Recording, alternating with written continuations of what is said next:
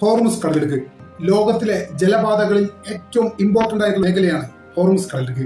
ഇതുവഴിയുള്ള എണ്ണ കപ്പലുകളുടെ സഞ്ചാരം നിലച്ചാലുള്ള പ്രത്യാഘാതങ്ങൾ എന്തായിരിക്കുമെന്ന് ഇപ്പോഴത്തെ കണ്ടീഷനിൽ നമ്മൾ ആർക്കും പറഞ്ഞു കൊടുക്കേണ്ട ഒരു കാര്യവുമില്ല. അതിന്റെ പ്രധാന കാരണം നമ്മളിപ്പോൾ അത് അനുഭവിച്ചുകൊണ്ടിരിക്കുകയാണ്.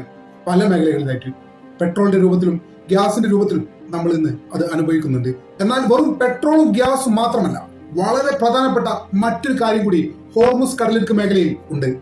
അതാണ് ഇന്റർനെറ്റ്. സമുദ്രത്തിനടിയിലൂടെ ഭൂഖണ്ഡങ്ങളെ ബന്ധിപ്പിക്കുന്ന ഇന്റർനെറ്റ് കേബിളുകൾ യുദ്ധം ജയിക്കാൻ വേണ്ടി ഏതറ്റം വരെ പോകാനും തയ്യാറായിരിക്കുന്ന ഇറാൻ പോലുള്ള ഒരു ശക്തിയുടെ കണ്ണ് ഏത് സമയവും ഈ കേബിളിലും പതിഞ്ഞേക്കാം.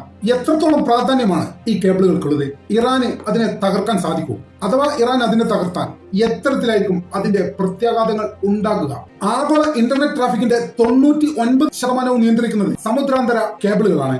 ടെലിഫോൺ കോൾ, ഇന്റർനെറ്റ് ഡാറ്റ, സാമ്പത്തിക ഇടപാടുകൾ എന്നിവയെല്ലാം തന്നെ ഇന്നത്തെ കാലത്ത് സ്മൂത്ത് ആയിട്ട് നടക്കുന്നത് ഈ ഒരു കേബിൾ വഴിയുള്ള കണക്ഷൻ കാരണമാണ് എന്നുള്ളത് ഒരു പക്ഷേ മിക്കവാറും ആളുകൾക്ക് അറിയാവുന്ന കാര്യമാണ്.